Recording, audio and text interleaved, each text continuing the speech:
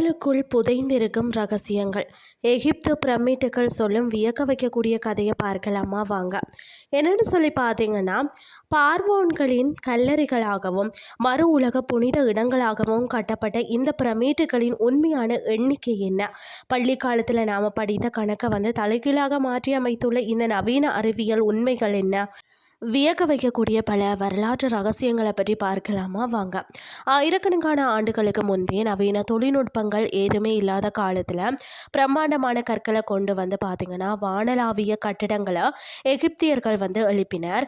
அதாவது பார்வோன்கள் என்று அழைக்கப்பட்ட பண்டைய எகிப்திய அரசர்களின் கல்லறைகளாகவும் அவர்களின் ஆன்மாக்கள் மறு உலகில் வாழ்வதற்கான புனித இடங்களாகவும் இவை கட்டப்பட்டதாம்.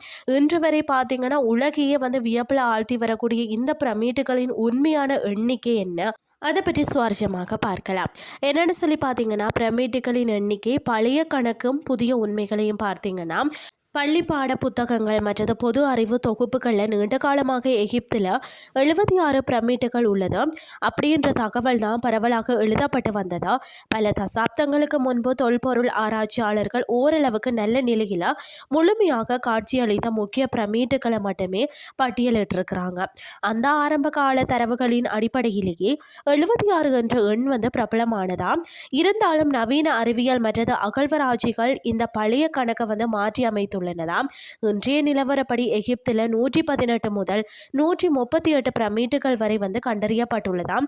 காலப்போக்கில் பார்த்தீங்கன்னா கடுமையான மணல் புயல்களும் இயற்கை சீற்றங்களாலும் பார்த்தீங்கன்னா சிதைந்த பாலைவன மணலுக்குள்ள புதைந்து போன பிரமிட்டுகளின் அடித்தளங்களை நவீன தொல்பொருள் துறையினர் கண்டுபிடித்துள்ளனர். குறிப்பாக அரசர்களின் பிரமிட்டுகளுக்கு அருகில் அவர்களின் ராணிகளுக்காக கட்டப்பட்ட சிறிய பிரமிட்டுகளும் இந்த புதிய கணக்கெடுப்பில் சேர்க்கப்பட்டிருக்கிறதா. பிரமிட்டு கட்டுமானம் என்பது ஒரே நாளில் உருவானது அல்ல. தொடக்கத்தில் பார்த்தீங்கன்னா அரசர்களின் கல்லறைகள் மஸ்தபா எனப்படும் தட்டியான மண் செங்கல் மேடைகளாகவே இருந்தன. கிறிஸ்துக்கு முன் 27ஆம் நூற்றாண்டில் மன்னர் பார்த்தீங்கன்னா ஜோசரின் ஆட்சி காலத்தில் அவரது தலைமை கட்டிட கலைஞர் இம்ஹோடெப் என்பவர் ஒரு புதிய முயற்சியை செய்தாராம். அதாவது பார்த்தீங்கன்னா ஒன்றின் மேல் ஒன்றாக 6 மஸ்தபாக்களை அடுக்கி உலகிலேயே முதல்ல ஒரு படிநிலை பிரமிட்டை உருவாக்கினாராம். இதுவே எகிப்தின் சக்காரா பகுதியில் அமைந்துள்ள முதல் பிரமிட்டாக இருக்கிறதா. இதில் இருந்து தான் பிற்காலத்தில் நாம் இன்று பார்க்கக்கூடிய நேர்கோட்டு எகிப்து பிரமிட்டுகள் உருவாகின.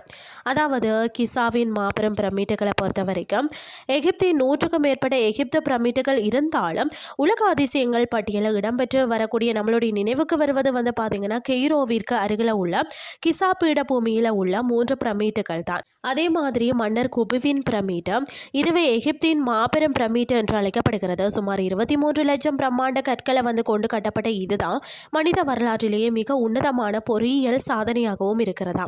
மற்றது பார்த்தீங்கன்னா மன்னர் ஹாப்ரேவின் பிரமிட்டுன்னு சொல்லக்கூடியதா குபுவின் மகனான காப்ரே என்பவரால் கட்டப்பட்டதோ.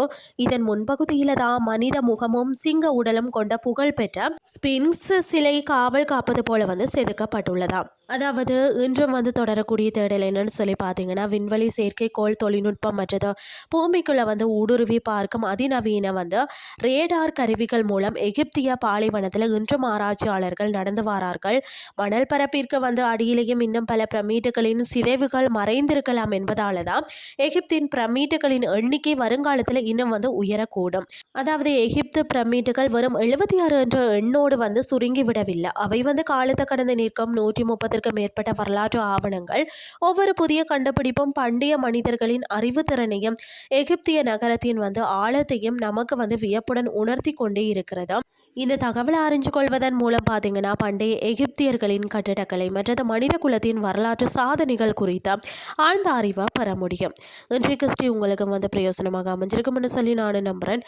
இதே மாதிரி மற்றும் ஒரு கிறிஸ்டியின் வேலைக்கு உங்களை சந்திக்கிறேன். நன்றி.